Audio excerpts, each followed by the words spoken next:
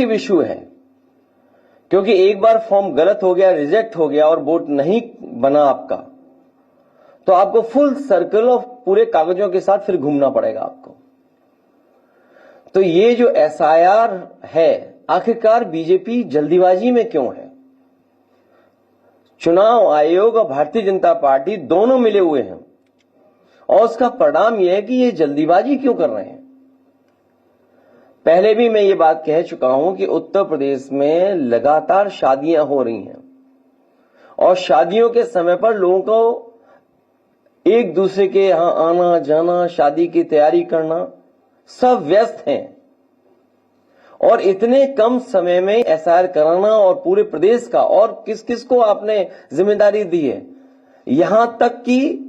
जो नगरपालिका के सफाई कर्मचारी हैं उन्हें भी सहायक बनाया हुआ है। अब आप सोचिए, इतना बड़ा फॉर्म है, इतना टेक्निकल चीजें उसके अंदर हैं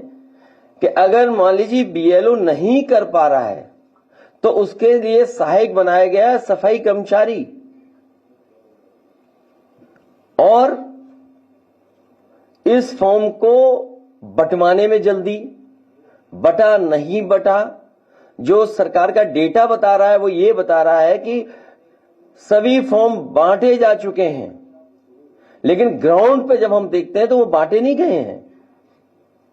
और फिर उसी तरह का कलेक्शन का रिकॉर्ड बनाएंगे। ये सोची समझी रणनीति, साजिश, षड्यंत्र है कि बाबा साहब भीमराव अंबेडकर जी के दिए हुए संविधान के तहत जो हमें वोट डालने का अधिकार है, उस अधिकार को छीनने की तैयारी है। एसआईआर के बहाने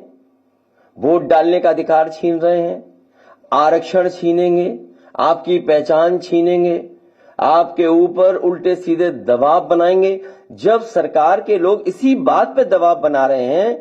कि वो ड्यूटी पे ही नहीं थे, पहले से ही बीमार थे। और कल रात जब मैं फतेहपुर में गया था, उन सुपरवाइजर के परिवार के लोगों से जब मैं मिला हूं,